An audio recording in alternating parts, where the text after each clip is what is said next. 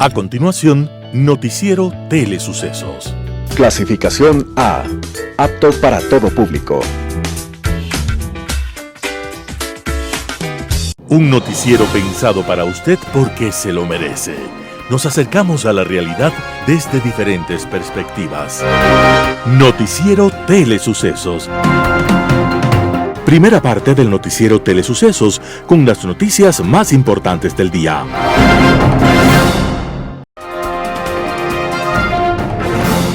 Bienvenidos a su Noticiero Telesucesos. Este espacio informativo llega gracias a Preescolar El Parque. Estamos seguros de ser únicos por haber creado un lugar especial en que las fantasías de los niños se hacen realidad y haber desarrollado un lugar excepcional para crecer, aprender y ser felices. Con orgullo tenemos la certeza de que somos el centro de desarrollo infantil más avanzado de la ciudad. Comuníquese al 099 7372 081. Sean ustedes bienvenidos a su Noticiero Telesucesos. Un día como hoy. Más allá de las apariencias actuales, la historia de las grandes potencias económicas no fue siempre fácil. Las grandes crisis y las implacables hambrunas en Europa originaron un movimiento migratorio hacia el continente americano. A finales del siglo XIX y principios del XX, millones de migrantes europeos llegaron a Norteamérica. Entre esas multitudes de desamparados, llegaron dos italianos que en su patria no se conocían. Uno se llamaba Nicola Sacco, el otro Bartolomé Vanzetti. Sacco y Vanzetti pronto habrían de pasar a la historia. Cada uno por su lado, ambos terminaron convirtiéndose en defensores de los derechos de los obreros en una época de feroz crecimiento de la economía capitalista. Y en un momento, hubo dos asaltos armados que terminaron en la muerte de guardias. La sociedad se conmovió y buscó chivos expiatorios. La policía pensó que lo mejor era golpear con fuerza, sin misericordia ni protocolos. Y la policía capturó a estos dos italianos, trabajadores pobres y honestos. Y en un juicio que todavía eriza la piel por lo irregular e injusto, los testigos fueron presionados, se retractaron y contradijeron. Nunca hubo una evidencia seria contra Sacco y Vanzetti. Al final fueron declarados culpables, en medio de los gritos de horror de los presentes, que entendieron aquello como un crimen contra dos hombres inocentes. Dios sabe que estas callosas manos de trabajador nunca han matado a nadie, dijo Nicola Sacco. Y Vanzetti dijo: mi vida fue limpia, de sacrificio y entrega a los demás. Moriré sin ver crecer a mi hijo. Soy inocente. Y ambos enfrentaron la pena de muerte, en uno de los más oscuros procesos en la historia de los Estados Unidos. Aquello fue un día como hoy, 23 de agosto de 1927. Y la palabra y el ejemplo de Sacco y Vanzetti siguen resonando, más allá de las injusticias, a favor de la solidaridad humana. Las principales noticias del día. Titulares. Saquicela respalda su terna polémica para la judicatura. 13 detenidos en Quito, Guayaquil y San Borondón por bonos del ISPOL. Municipio de Quito y la OEA inauguran plan de prevención sobre la trata de personas en instituciones educativas municipales. En el segmento de opinión, tiempos difíciles. En política internacional, cántate un tango más. Editoriales de Simón Espinosa Cordero, tanque de pensamiento. Talía Flores, geopolítica y drogas, el nuevo escenario para Ecuador y Colombia. César Ulloa, indefensión. Noticias del día. Saquicela respalda su terna polémica para la judicatura. De la terna del presidente de la Corte Nacional, Iván Saquicela, saldrá el nuevo presidente del Consejo de la Judicatura. El cargo no tendría nada especial si la judicatura se limitara a administrar las unidades judiciales y a normar procesos internos. Sin embargo, su capacidad sancionatoria es parte más apetecida por los partidos políticos, pues es la vía para controlar a jueces, fiscales y defensores públicos y usarlos para sus intereses particulares. Para el legislador Fernando Villavicencio, la terna enviada por Saquicela evidenciaría un pacto entre UNES y el Partido Social Cristiano. La terna la encabeza Inés Maritza Romero Esteves, ex fiscal, ex asesora del Ministerio de Justicia en el 2014 y actualmente jueza de la Corte de Pichincha. Por otro lado, Marco Antonio Tello Sarmiento, que ha sido asesor en la Corte Nacional por 13 años, y María Fabiola Gallardo Ramia, exfiscal jueza y actualmente presidenta de la Corte de Justicia del Guayas. Tras remitir la terna del Consejo de Participación Ciudadana y Control Social, el siguiente paso es que esta entidad convoque a una veeduría y revise que cada funcionario cumpla con los requisitos. 13 detenidos en Quito, Guayaquil y San Borondón por bonos del ISPOL. Este martes 23 de agosto de 2022 se conoció que 13 personas fueron detenidas durante operativos realizados en Quito, Guayaquil y San Borondón. Estas intervenciones ocurrieron porque la Fiscalía investiga un presunto delito de delincuencia organizada en las operaciones de compra y venta de canje de bonos de deuda en el periodo 2014-2020 relacionadas con el Instituto de Seguridad Social de la Policía ISPOL. La Fiscalía informó que en Guayaquil se allanaron 12 domicilios, específicamente en Ceibos Norte, Garzota, Guayacanes y en el centro de la ciudad. Además, en San Borondón se intervino en 2 domicilios, en cambio en Quito fueron allanadas 10 viviendas en Conocoto, Santa Anita, Pomasqui y también en el centro y sur de la ciudad. Entre los detenidos se incluyen exfuncionarios de las empresas de Cevale y Casa de Valores. Ellos fueron trasladados a la Policía Judicial. Está previsto que la Fiscalía les formule cargos en las próximas horas. En enero de este año, la Fiscalía acusó a 8 procesados de cometer el presunto delito de peculado en el caso ISPOL. Existe otro proceso judicial que se deriva del caso ISPOL por presunta falsedad documental. En esta causa hay 12 procesados. El 5 de noviembre de 2021 la Fiscalía abrió otra investigación por peculado en el ISPOL. Ese ilícito se habría perpetrado durante la emergencia sanitaria. Agentes rastrean un presunto sobreprecio en la compra de pruebas para detectar el COVID-19. Municipio de Quito y OEA inauguran plan de prevención sobre la trata de personas en instituciones educativas municipales. El municipio de Quito, a través de la Secretaría de Educación, Recreación y Deporte, y junto a la Organización de Estados Americanos, OEA, inauguró un plan para implementar acciones preventivas sobre la trata de personas en las 20 instituciones educativas municipales del Distrito Metropolitano de Quito, este 22 de agosto del 2022. Este plan, que incluye una mesa técnica, también está conformado por las Secretarías de Seguridad, de Inclusión Social y de Salud, al igual que del Patronato San José, con el fin de responder preventivamente y acompañar este proceso de sensibilización que tiene como meta alcanzar hasta diciembre de este año al 90% de docentes y estudiantes municipales a través de escenas humorísticas teatrales interpretadas por estudiantes de cada uno de los establecimientos educativos. La segunda semana de septiembre, la OEA, a través de la Pontificia Universidad Católica del Ecuador, PUCE, iniciarán la capacitación docente para implementar estas acciones preventivas que buscan garantizar el derecho a la educación de niñas, niños y adolescentes. La Secretaría de Educación, Recreación y Deporte reafirma el compromiso de trabajar por espacios escolares libres de violencia y proteger preventivamente a la comunidad más vulnerable. Entrevista del día.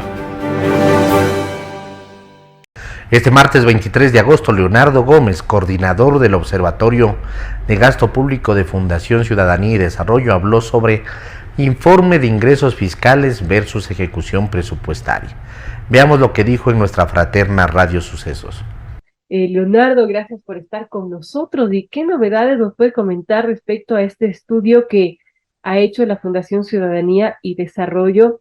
Y bueno, tengo entendido, según la información que nos mandan, que 13 de 23 secretarías y ministerios ejecutaron menos de un 30% de su presupuesto anual.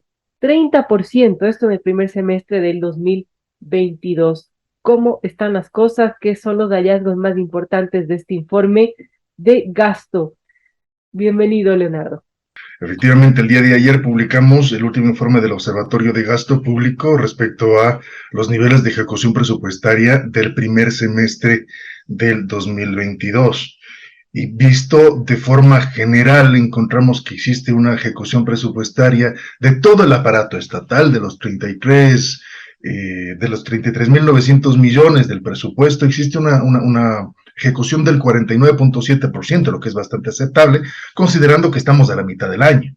Sin embargo, nuestro estudio se concentró en la ejecución de las entidades adscritas a la función ejecutiva, de las 26 entidades adscritas al Ejecutivo, incluyendo presidencia y vicepresidencia, y en el desagregado encontramos sorpresas no tan agradables. Como tú ya mencionaste, 13 de las 26 entidades tienen una ejecución que apenas llega al 30%, pero además existen 3 entidades, estoy hablando del Ministerio de Energía, Ministerio de Desarrollo Urbano y Vivienda, y la Secretaría de Gestión y Desarrollo de Pueblos y Nacionalidades, que ni siquiera llegan al 10%.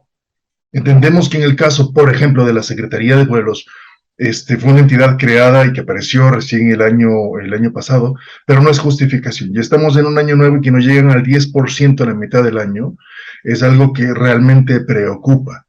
Sobre las razones, creo que el gobierno tendrá que dar explicaciones al respecto, pero los resultados, al menos en las cifras, están a la vista. Y antes de que recibamos críticas negativas, todas las cifras que nosotros hemos utilizado para este estudio han sido tomadas de los propios archivos del Ministerio de Finanzas y son de acceso público, pueden ser consultadas por cualquier ciudadano.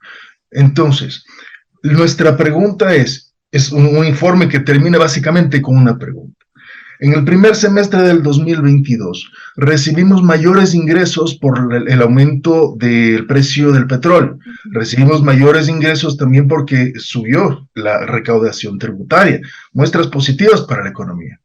Pero ¿qué pasa cuando las entidades adscritas al Ejecutivo, que son las encargadas de ejecutar la obra, no llegan a un 40% de la ejecución presupuestaria? En términos generales, solamente de las 26, o sea, si tomamos el promedio de las 26 entidades de la función ejecutiva, tenemos una ejecución presupuestaria del 38%, si no me falla la memoria. Sí, 38% está en su informe, Leonardo. Correcto.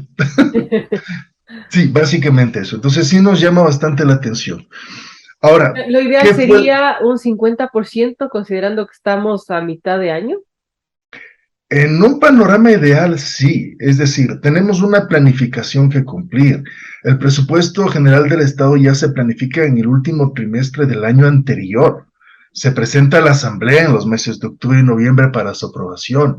En ese sentido, existe una planificación y en un escenario óptimo, ideal, casi fantástico, podría decirse que lo ideal sería que para la mitad del año cada ministerio ya tenga ejecutado al menos un 50% o cerca del 50%, o una cifra en torno al 50%. Por su lado, Pablo Arosemena Marriott, ministro de Economía y Finanzas, en Radio Sucesos habló sobre la economía y focalización de subsidios en los combustibles. Gracias por acompañarnos, ministro. Bueno, ¿qué ha pasado en estas últimas semanas con el tema de la economía? Hay un camino largo y difícil en el tema de los combustibles, por ejemplo, el subsidio de los combustibles, la focalización del subsidio. ¿Cuál es la salida que usted como titular de la cartera de Economía y Finanzas avisora a este tema o sugiere el desenlace que podría tener? De acuerdo, diría 3 cosas. Primero, en el tema de la economía, la buena noticia es que tenemos un plan económico. El objetivo del plan es la reactivación. El corazón de ese plan es el enfoque social a la par que mantener ese orden fiscal. Entonces, ¿cómo lograr eso? Aprovechando cada oportunidad. Hoy en las mesas de negociación existe la oportunidad de tratar algo en los próximos 30 días que no se ha logrado resolver en los últimos 30 años, específicamente la focalización de subsidios a los combustibles, para ponerlo en perspectiva y que la gente que nos está escuchando pueda tener una idea de el orden de magnitud del subsidio a los combustibles. Le cuesta al país alrededor de 3.800 millones de dólares al año. Eso, en comparación, es bastante más que lo que el país le dedica al presupuesto de salud, que son 3.000 millones de dólares, o educación, que son otros 3.000 millones de dólares, o inclusive de seguridad, porque si sumamos el presupuesto total anual de Policía Nacional más el de Fuerzas Armadas, es una cantidad inferior a lo que estamos dedicando como país al subsidio de los combustibles, esos 3.800 millones de dólares. Entonces, nos parece que esta debe ser la oportunidad para poder de una vez por todas focalizar. Focalizar tiene que ver con asegurarnos que quien se merece el subsidio lo reciba, pero asimismo quien no se lo merece porque no lo necesita, que no lo reciba. Eso es una verdadera focalización y esa es la oportunidad que hoy tiene el país, pero requiere el apoyo de todos. Solamente con las dos cifras que usted da, creo que la ciudadanía debería tener claro lo que no podría pasar en el país. Que la seguridad del Ecuador tenga un presupuesto de 3.300 y el subsidio, que lamentablemente beneficia a quienes no necesitan, cueste 3.800. Es decir, es increíble esa diferencia. ¿Cuánto dinero cree usted que el Estado se podría ahorrar y destinar a otros rubros, como la misma seguridad, focalizando el subsidio?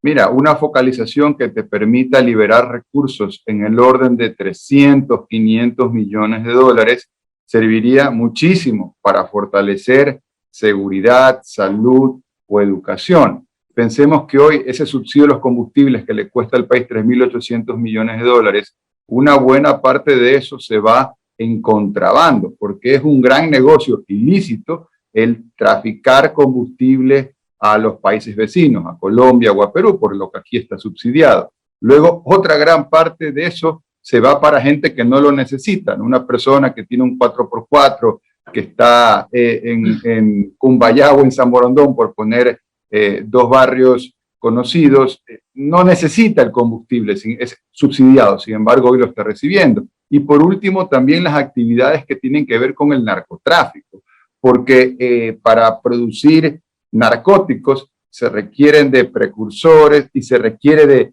justamente el combustible. Entonces, hasta para apuntalar la actividad del narcotráfico, pensemos en embarcaciones que lo sacan a alta mar, utilizan subsidios, el combustible subsidiado. Entonces, por todas esas razones, el país tiene la oportunidad de transparentar esta situación y sobre todo, Milton y amigos, en un país donde la plata no sobra, porque hemos dicho, y vale la pena repetirlo, que el presupuesto general del Estado no es superavitario, es deficitario, es decir, se gasta más de lo que ingresa. Visto en perspectiva, si los subsidios a los combustibles fueran la mitad, no tuviéramos déficit fiscal. Es decir, todo ese subsidio es lo que va a abultar el hueco fiscal, que es lo que luego obliga a que el país tenga que buscar financiamiento. Entonces, ¿cómo el subsidio de los combustibles ahorca al país y lo obliga a buscar financiamiento? Que ahora en el gobierno de Guillermo Lasso hemos conseguido un financiamiento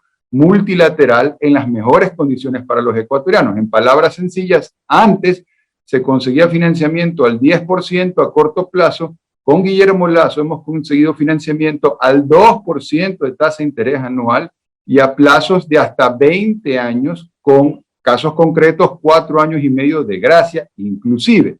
Pero todo eso se pudiera alivianar si aprovechamos la oportunidad para focalizar los subsidios. Un panorama de noticias para su estatura intelectual.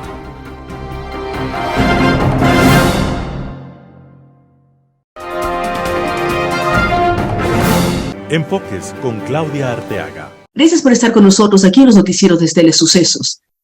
Son temas que uno mira cada semana, revisa la información, hace entrevistas y se da cuenta que la situación del país es extremadamente delicada. Saludamos y esperamos que la recuperación del señor presidente frente a la enfermedad que presentó y su viaje a Estados Unidos haga que también haya sido un tiempo de reflexión y que él venga realmente con toda la posición y la posibilidad de seguir ayudando y trabajando por el país. Esta semana también llegará el presidente del gobierno español, el señor Sánchez. Es muy importante las relaciones entre Ecuador y España, por el tema migración, por el tema relaciones comerciales, por buscar también que se elimine una visa que nos genera una serie de problemas a quienes por trabajo debemos viajar o a quienes por turismo y a quienes buscan una relación con el mundo europeo. Hay muchas cosas que nos preocupan. Vemos una asamblea que está terriblemente conflictuada, pero vemos también destapar una serie de temas de corrupción que deben ir, como todo el mundo lo dice y como se convirtió en un cliché, hasta las últimas consecuencias. ¿Qué pasa con las denuncias que hacen los medios? ¿Qué pasa con lo que se presenta en la Asamblea, en la Fiscalía? ¿Qué hace el Poder Ejecutivo? O sea, conseguir que quienes sean culpables sean sancionados, que se remuevan de los cargos si es que están en los cargos, a quienes tienen un velo de duda frente a su actuar. Buscamos transparencia, buscamos que un gobierno, cualquiera que éste sea, tenga la posibilidad de actuar de manera clara y recta. Saludamos que el gobierno tenga un secretario anticorrupción, pero al mismo tiempo queremos ver como país que se cumplan estos temas, esta lucha contra la corrupción, que es un cáncer horroroso que nos involucra a todos de una u otra manera, porque quienes cuidamos el tema de los derechos, de los valores como eje fundamental, también nos vemos con problemas porque no sabemos cómo actuar frente a la realidad que enfrentamos. Damos clases, damos charlas, buscamos con líderes el capacitarlos y generar una especie de blindaje a favor del tema de los valores y en contra de los antivalores y en este caso de la corrupción.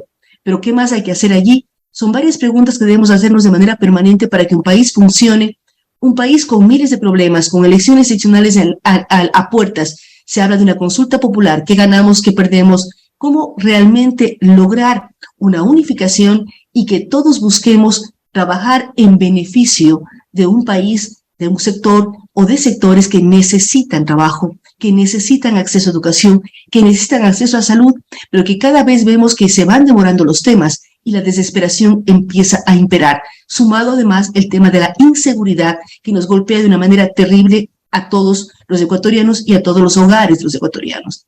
Así es que reflexionemos, veamos cómo hacer, desarmemos las palabras, busquemos más seguridad y entre todos trabajemos por conseguir mejores días para todo el país. Gracias por estar con nosotros semana a semana aquí en los noticieros de Telesucesos. Global Hoy con Alan Carney. Cantate un tango más. Este pedido en el famoso tango del Cacho Castaña, Garganta con Arena, se ha vuelto el leitmotiv del quehacer político y jurídico de la expresidenta y actual vicepresidenta de la Argentina, Cristina Fernández de Kirchner, y del entorno político que la apoya, la cámpora y los radicales del peronismo. Cierto es que a menudo resulta complicado establecer hacia dónde se vuelca ese radicalismo que ha ido desde la izquierda a la extrema derecha a lo largo de los casi 80 años de peronismo, a partir de la raigambre fascista que su fundador y profeta le inculcó en su veneración al duce, a Benito Mussolini, al que en una carta a su cuñada define como este gran hombre que es Mussolini, sabe lo que quiere y conoce bien el camino para llegar a ese objetivo. Y al fascismo como un gran movimiento espiritual contemporáneo, lógica reacción contra un siglo de materialismo comunizante.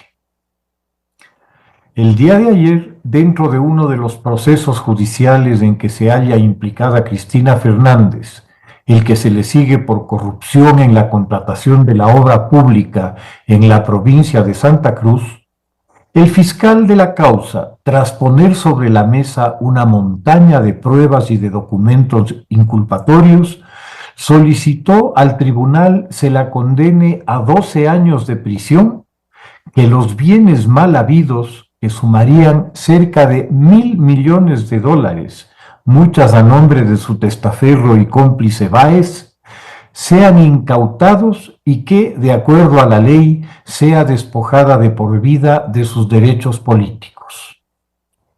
Entre los graves casos que ha enfrentado la vicepresidenta, como el del intento de dar de baja las investigaciones y conclusiones sobre la participación del gobierno iraní en el atentado contra la AMIA en Buenos Aires, o de las sospechas nunca despejadas sobre el asesinato del fiscal Nisman a finales de su presidencia, justo la víspera de comparecer ante el Congreso para exponer documentos que demostrarían las acciones del régimen para cerrar el caso contra Irán, incluyendo las notificaciones de alerta roja de la Interpol en contra de altos funcionarios de la teocracia iraní. Este caso por el cual se le juzga ahora vendría a ser casi como el de Al Capone por evasión fiscal, única causa por la que el célebre mafioso pudo ser capturado, enjuiciado y condenado.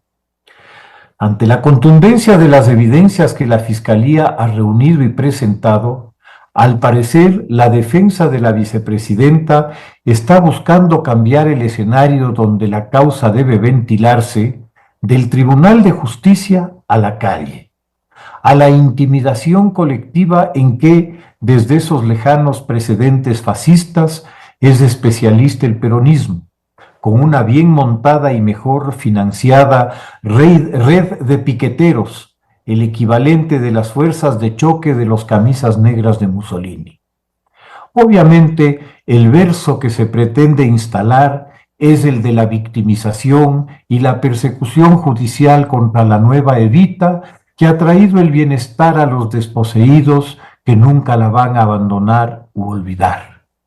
Otra vez el tango como narrativa, el manido lloro por la pobrecita, a pesar de los 1.000 millones, al que se vuelve argumento de culebrón para consumo popular.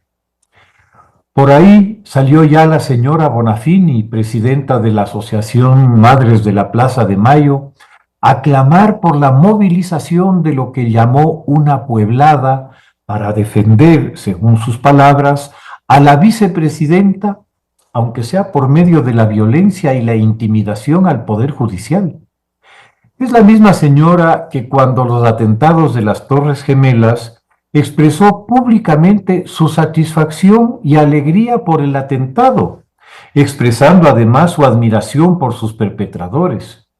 Se declara además alineada con las dictaduras venezolana y cubana, afín a Fidel Castro y a Hugo Chávez, entre otros personajes autoritarios. Como se puede apreciar, aquellos que utilizan las herramientas de la democracia para unos fines totalmente ajenos a la naturaleza del sistema, que pasa por la supremacía de la ley y por el Estado de Derecho, no tienen el menor empacho en agredir e irrespetar toda instancia que al actuar afecte a sus intereses o a sus caudillos. Naturalmente, la cámpora se alineó con la teoría de Lawfare, por la que se pretendería demostrar una conspiración internacional en contra de los impolutos operadores de los varios regímenes populistas que asolaron a varios países latinoamericanos bajo la franquicia del socialismo del siglo XXI, contra quienes se estaría actuando desde lo judicial para que no puedan actuar políticamente. Sostener tal argumento implica suponer una estupidez y una ceguera hasta ofensivas entre la gente. Tan solo recordar las imágenes de esa banca privada kirchnerista donde se contabilizaban los millones de dólares provenientes de las coimas y de los chanchullos de la obra pública, al punto que por el volumen ya se había dejado de contar los billetes, optando por pesarlos. O del bochornoso caso de José López, exministro del gobierno de Cristina Fernández, detenido por lanzar sobre el muro de un convento un saco con 9 millones de dólares. Esto es más que suficiente para refrescar la memoria de la calaña de personajes que se prestaron para montar, como sostiene la Fiscalía, un entramado enorme de corrupción sobre la que poco o nada se ha logrado hacer por parte de la justicia por las trabas y las presiones ejercidas desde el poder. Intentar ocultar lo evidente es como querer tapar el sol con un dedo. La corrupción, siempre un factor presente en la región, con el socialismo del siglo XXI se volvió estructural. Recordemos, si no, cómo Odebrecht, estrechamente vinculada al proyecto de expansión comercial y financiero de Lula da Silva en América Latina, se volvió el foco de una gigantesca trama de corrupción pública en numerosos países de la región. Pero también recordemos las iniciativas de funcionarios públicos, según una teoría jurídico-administrativa sui generis, hacían acuerdos entre privados, o el uso de las relaciones familiares para meter mano a los recursos públicos sin rubor. ¿Cómo se explica, si no, la fortuna estimada en unos 4.500 millones de dólares de María Gabriela, la hija de Hugo Chávez? Así que habrá que oír qué tan bueno es el tango que se escuchará en los próximos días. Uno que nos haga olvidar Cambalache, el memorable tango de Santos Discépolo, que a los 88 años de su composición mantiene aún su vigencia con sus lacerantes estrofas que nos siguen hablando de chorros y maquiavelos, y que resulta que es lo mismo ser derecho que traidor, o que lo mismo es un burro que un gran profesor. Su constatación más terrible, que los inmorales nos han igualado, deriva en una conclusión que estremece: el que no llora no mama y el que no afana es un gil, lema de los populismos que sufrimos por nuestros lares. Muchas gracias. Editorial. Tanque de pensamiento, Simón Espinosa Cordero. Deshágase de su tanque de pensamiento y sálvese salvándonos. Señor Guillermo Lasso Mendoza, su ministro de Gobierno ha anunciado una inminente consulta popular por iniciativa presidencial. ¡Wow! Esa consulta será un fraude intelectual y cívico si deviene del cerebro de ese tanque de pensamiento adherido a usted a guisa de amigos de confianza, asesores, ilusionistas de último cuño, ex consejeros ad honorem o monjes negros con rango de ministros. De un tanque de pensamiento de pura jorga, de puro efecto al poder, brotan entumecidas las flores negras del pasillo colombo ecuatoriano que cantamos con temor de lo que se viene. Primeramente porque ese grupo es una corte fantasmal que ha demostrado en los hechos que vive en la irrealidad política nacional, desconociendo por completo lo que debe saber, siendo el equívoco responsable de que el poder que usted ganó por gramos lo haya perdido por kilos. Pésese, señor presidente, luego porque fuentes sobresalientes del periodismo de investigación ecuatoriano han develado supinas indecencias que se cuajan y fermentan en esos sótanos, con repercusiones en la Fiscalía General del Estado y en la Comisión de Fiscalización de la Asamblea Nacional. Las excepciones no alcanzan, por ser pocas, a las cotas de capacidades y virtudes republicanas que un pueblo desesperado por un milagro le demanda a usted. No un banco de Guayaquil, sino un banco del Ecuador.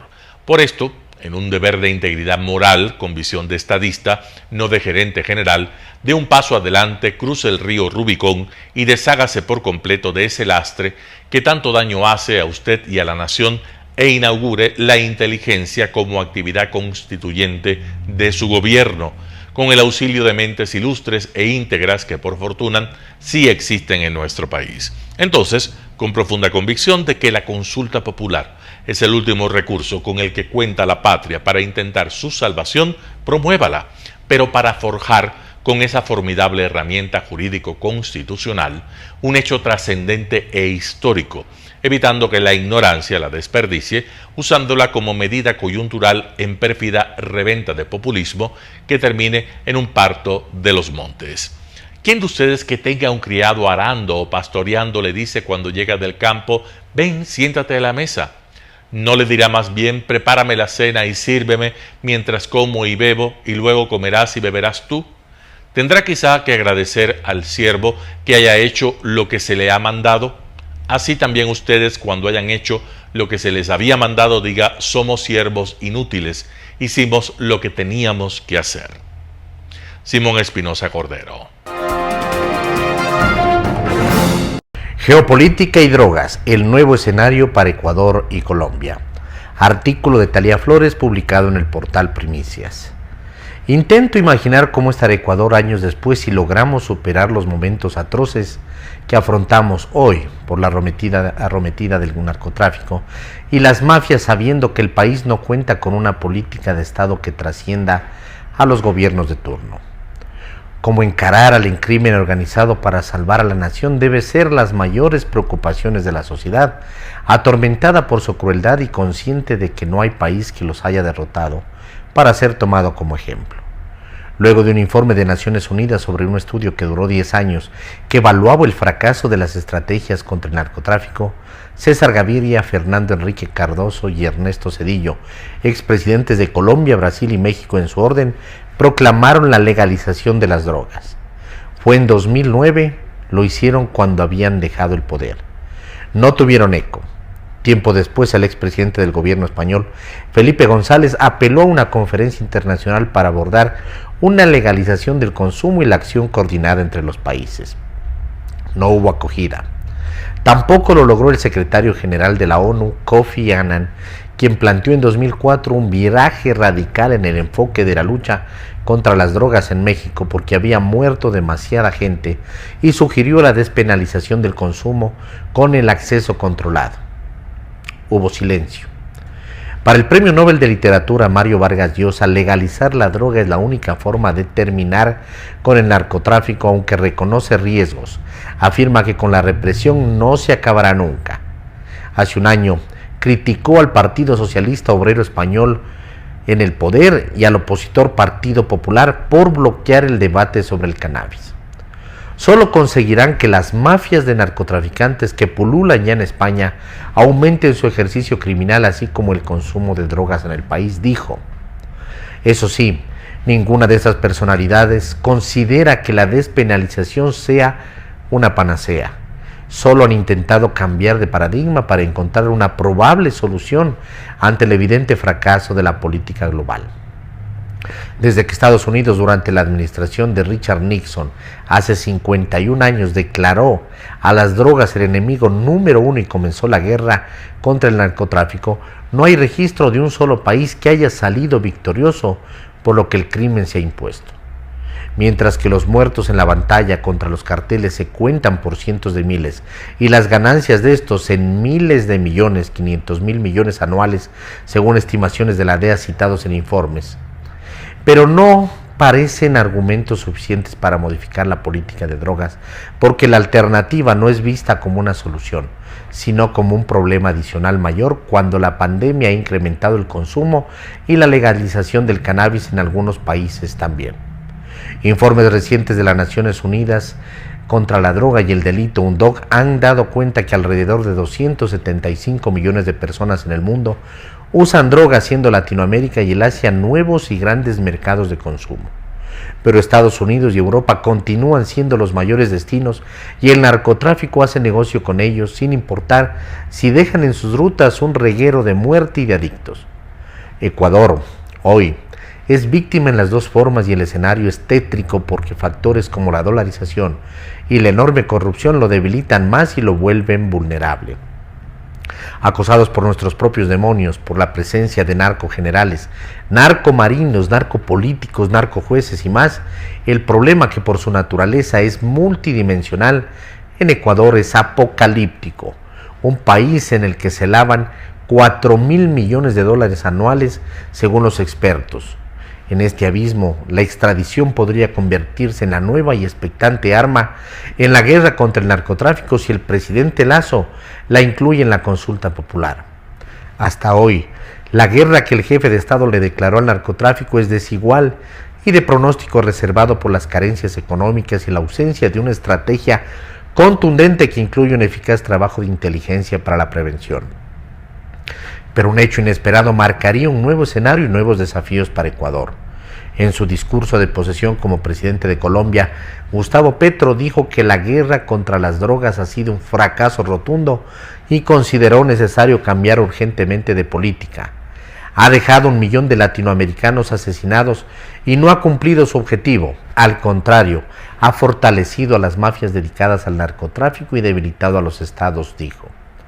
La decisión soberana del nuevo gobierno de Colombia pone a Ecuador en un trance difícil de proyectar porque podría implicar relajar los controles en la producción y el trasiego de la droga en el país que junto a Perú son los mayores productores y los factores que propician el tráfico aquí. No deja de sorprender la coincidencia de la propuesta de Petro con la hecha por otros exmandatarios y líderes, con la diferencia de que él lo plantea como presidente, los otros cuando dejaron el poder. ¿Qué hará Ecuador? ¿Qué repercusión tendrá en la región? ¿Qué dirá la Casa Blanca? Cualquiera que sea su respuesta por la tendencia ideológica del presidente Lasso y la política antidrogas, el país está en un punto de quiebra con un nuevo escenario regional, justo cuando ha sido elogiado por los decomisos de drogas. Es el tercer país del mundo después de Estados Unidos y Colombia. Solo en lo que va del año ha capturado 131 toneladas. Gustavo Petro ha cambiado la política que Colombia mantuvo por décadas. Es obvio que hay una nueva geopolítica que alcanzará también al combate a las drogas. ¿Será Ecuador el nuevo mejor aliado de Estados Unidos en la lucha contra el narcotráfico? ¿Se reflejará en lo económico y en lo militar? Artículo de Talía Flores publicado en Primicias. Indefensión, César Ulloa, El Universo. En todo el país hay una sensación generalizada de indefensión debido a una simultaneidad de hechos de todo tipo y que ocurren en todo momento. La inseguridad es la primera preocupación por sus ingredientes de violencia, ahora sacada de las peores películas de terror. La Isla de Paz ahora es un archipiélago de incertidumbre. Ya no hay lugar en donde los lugareños recomienden tener cuidado, no hacerse muy tarde, retirarse temprano de cualquier sitio de diversión e incluso no visitar ciertos sectores porque en ellos no ingresa ni la policía. Tanta recomendación siembra temor, duda y hasta pereza para salir a pasear. Sin embargo, esta falsa comodidad no puede ni debe inmovilizarnos. De manera paralela a la institucionalidad que cae de la fragilidad por incompetencia, falta de ética y pugna de poderes entre quienes lideran las funciones del Estado.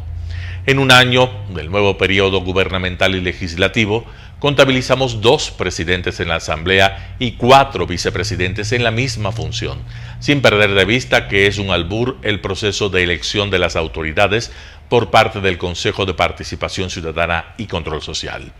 Parece que todo está enmarañado, desenfocado y lejos del sentir ciudadano. No avanzamos, ni retrocedemos, nos hundimos, pero eso no significa caer en el sálvese quien pueda. Estamos a puertas de las elecciones locales y la fragmentación se naturaliza. El número de candidaturas supera exponencialmente al número de agrupaciones políticas que de por sí son excesivas para un país de 18 millones de habitantes. No hay ideología que determine la orientación de los partidos, pues todo se ha convertido en marketing electoral y cosmetología, como si la política fuese un concurso de la peor pasarela. No es culpa de los ciudadanos, pues si bien votamos, esto no quiere decir que escogemos a quienes deben ir en la papeleta.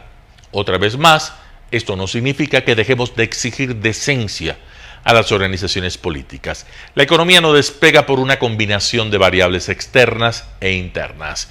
Ya veníamos desde el 2015 con problemas severos, desempleo y deuda, que se agudizaron en el 2019 y provocaron la toma de medidas económicas por parte del gobierno de Lenín Moreno, las cuales detonaron el estallido que incendió la bronca en varios países de la región. De manera seguida nos atrapó la pandemia. A renglón seguido, cierto intento de reactivación se desvaneció por la movilización de junio, ya que las demandas del sector indígena no fueron procesadas en 3 años. Cierto sector quiso capitalizar esta situación con un presidente caído. Lo más complejo de todo y como consecuencia de lo anterior es la desconfianza entre nosotros, pues somos el país que menos confía en su similar según el Latino Barómetro.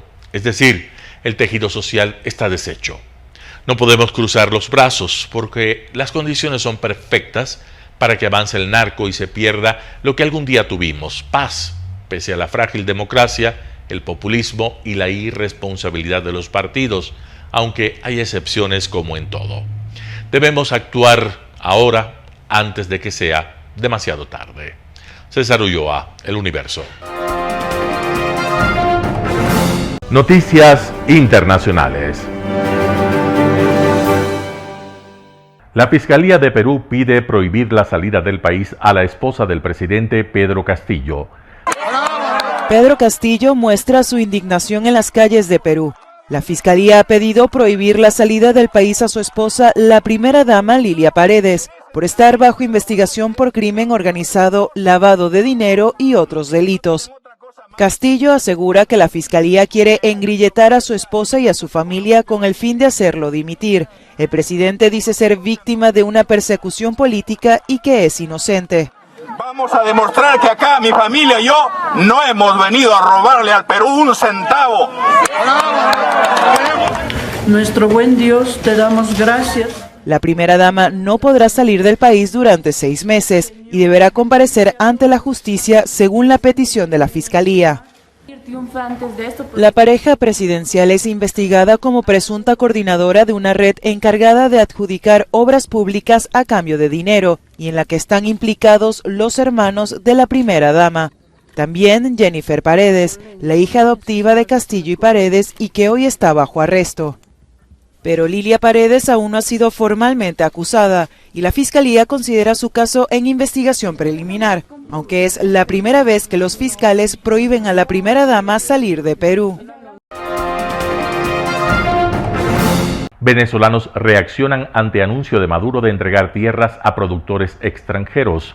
Bueno, mira, nosotros como venezolanos, que sí somos los venezolanos reales, estamos en contra de que un presidente se tome la atribución, sin consultarlo con nadie, de regalar tierra de nuestros hijos, de nuestros nietos, a una potencia extranjera. ¿Dónde queda la cacareada soberanía nacional? ¿Dónde queda todo eso? ¿Dónde queda el imperialismo?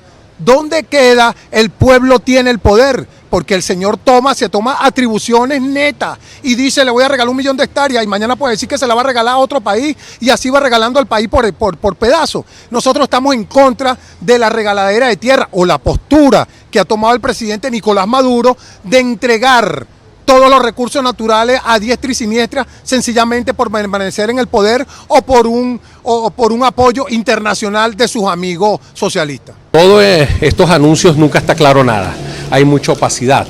Nosotros no estamos en contra de todo lo que genere producción, bienestar, trabajo y riquezas para el país, para nada. Pero sí, si hay un anuncio que se está conversando con gobiernos en el exterior, debemos primero conversar con los productores y agricultores venezolanos, darles oportunidades, darles inclusive incentivos, mejores condiciones y que participen. Al final, lo que todos apostamos es que haya producción y desarrollo en el país y bienestar para los venezolanos. Como lo dije, no nos negamos a que venga inversión extranjera, porque la inversión extranjera genera trabajo. Eso va a generar trabajo en 16 estados del país que viven de la producción agrícola. Eso va a generar bienestar para la población rural y para la población de las capitales de estado, de esos estados, porque el circuito agroalimentario es un circuito que va desde la venta de agroquímicos hasta la agroindustria. Ucrania niega estar detrás del atentado contra Dugina. El gobierno ruso ha distribuido estas imágenes que dice pertenecen a la perpetradora del atentado que acabó con la vida de Daria Dugina. Según Moscú, es Natalia Vovk, miembro de los servicios de inteligencia de Ucrania, que escapó a Estonia tras el ataque. Ucrania niega tajantemente estas afirmaciones y dice que son una operación de intoxicación de Rusia. El presidente ruso ha publicado una declaración en la que califica a Dugina de brillante y talentosa con un corazón ruso, amable, empática y abierta. Putin dice que sirvió con honestidad a su gente, a su patria y que probó con creces lo que era ser una patriota.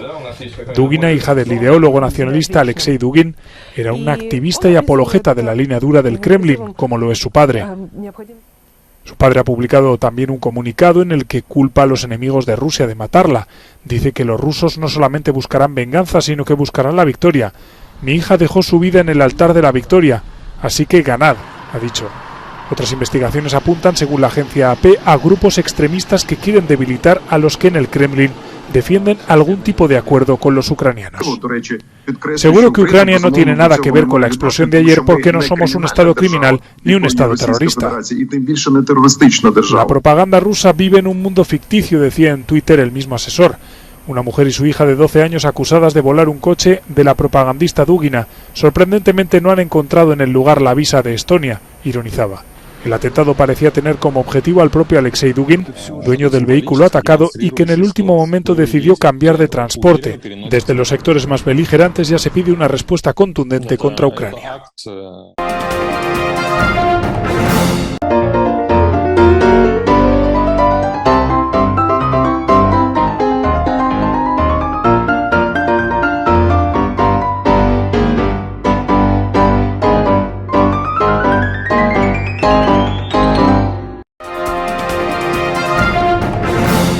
Gracias por sintonizar el noticiero Telesucesos. Este espacio informativo llegó gracias a Preescolar El Parque. Estamos seguros de ser únicos por haber creado un lugar especial en que las fantasías de los niños se hacen realidad y haber desarrollado un lugar excepcional para crecer, aprender y ser felices. Con orgullo tenemos la certeza de que somos el centro de desarrollo infantil más avanzado de la ciudad. Comuníquese al 099 7372 081. Síganos en nuestras redes sociales: Facebook Telesucesos Quito, Instagram @telesucesos_, Twitter @telesucesos29, YouTube Telesucesos HD y en nuestra página web www.telesucesos.net. Gracias por acompañarnos. El noticiero Telesucesos es retransmitido de lunes a viernes a las 7 horas por Radio Planeta Sur 106.1 FM de la ciudad de Loja. Noticiero Telesucesos.